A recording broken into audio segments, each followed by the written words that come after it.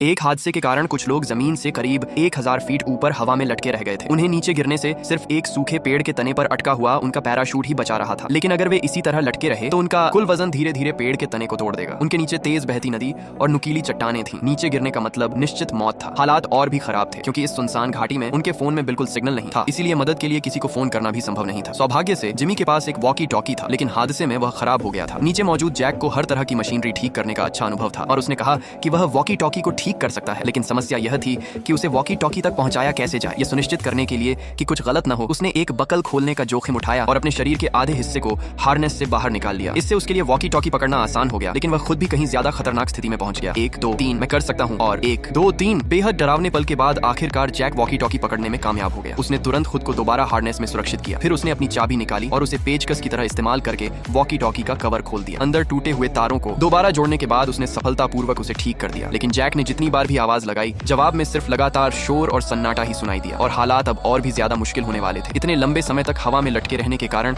उनके शरीर में खून का संचार ठीक से नहीं हो पा रहा था और उनके हाथ पैर सुन्न होने लगे थे। यहाँ तक कि दिल का दौरा पड़ने का खतरा भी था। जिंदा रहने के लिए जैक ने एक साहसी फैसला लिया। वह रस्सी के सहारे ऊपर पेड़ के तने तक चढ़ेगा, लेकिन रस्सी पैराशूट के कैनोपी से जुड़ी हुई थी और ऊपर मौजूद लिसा उसी कैनोपी के सहारे गिरने से बची हुई थी। जैसे ही जैक ने रस्सी को जोर से खींचा, पैराशूट का कैनोपी नीचे खिसकने लगा। रुको रुको, मैं मजबूर होकर जैक ने रस्सी छोड़ दी और वापस अपनी पुरानी स्थिति में आ गया। लेकिन इस जोरदार हिलने डुलने से पेड़ का तना और ज्यादा टूट गया। चूंकि जिमी और जैक दोनों हार्नेस में बंधे हुए थे, इसलिए सिर्फ लिसा ही हिल डुल सकती थी। उसने गहरी सांस ली, धीरे धीरे अपने शरीर को पैराशूट के कपड़े से बाहर निकाला और फिर जिमी के नीचे से उसे ऊपर की ओर धक्का देने के बाद चढ़ना शुरू कर दिया। इस पूरी प्रक्रिया के दौरान उसे इस बात का बेहद ध्यान रखना था कि वह कितनी ताकत लगा रही है। अगर उसने ज्यादा जोर लगाया तो पेड़ का तना टूट सकता था, इसलिए ऊपर चढ़ना बेहद मुश्किल था और 5 मीटर से भी कम दूरी तय करने में उसे पूरे 30 मिनट लग गए। उन्हें लगा कि जैसे ही लिसा पेड़ के तने तक पहुंच जाएगी, वे सभी बच जाएंगे। लेकिन तभी अचानक उसके सामने एक सांप आ गया, जिसने चट्टान के किनारे तक जाने का रास्ता रोक दिया। जैसे जैसे सांप उसके करीब आने लगा, लिसा ने सावधानी से एक टहनी तोड़ी और उसे भगाने की कोशिश की, लेकिन अचानक सांप ने उसे काट लिया। सौभाग्य से जैक ने समय रहते उसे पकड़ लिया। ओह नहीं! लेकिन अचानक बढ़े हुए वजन के कारण मुश्किल से टिके हुए पैराशूट का कैनोपी फिर से नीचे